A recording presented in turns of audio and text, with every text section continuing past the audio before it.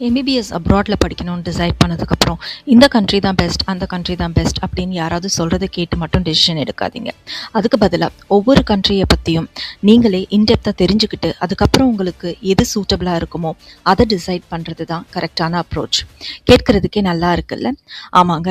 ஏன்னா ஒவ்வொரு கண்ட்ரிலையும் different advantages இருக்குது, ப்ராப்ளம்ஸ் இருக்குது, கவர்மெண்ட் ரூல்ஸ் இருக்குது, லைசன்சிங் ப்ரொசீஜர் வேறு வேறு மாதிரி இருக்கும், லோக்கல் லாங்குவேஜ் ரிக்குவயர்மெண்ட்ஸ் இருக்கும், ஃபியூச்சர் ரிஸ்க் கூட இருக்கும். அதனால என்எம்சி ரூல்ஸ் எப்படி அப்ளை ஆகுது, லைசன்சிங் ப்ரொசீஜர்ஸ் என்ன, கிளினிக்கல் எக்ஸ்போஷர் எப்படி இருக்கும், லோக்கல் லாங்குவேஜ் கம்பல்சரியா இன்டெப்த்தாக படிக்கணுமா, இந்த மாதிரி விஷயங்கள் எல்லாம் தெரிஞ்சுக்கிட்டு அட்மிஷன் எடுக்கிறது ரொம்ப நல்லது. அதனால ஒவ்வொரு கண்ட்ரியையும் இன்டெப்த்தாக அனலைஸ் பண்ணி உங்களுக்கு எந்த கண்ட்ரி சூட்டபிளாக இருக்குமோ அதை நீங்களே சூஸ் பண்ணுங்க. அதுக்கு நீங்கள் பண்ண வேண்டியது ஒரே ஒரு விஷயம், ரிச் குளோபல் எடியூக்கு கால் பண்ணி ஒரு ஃப்ரீ கவுன்சிலிங் செஷன் எடுத்துக்கிறது.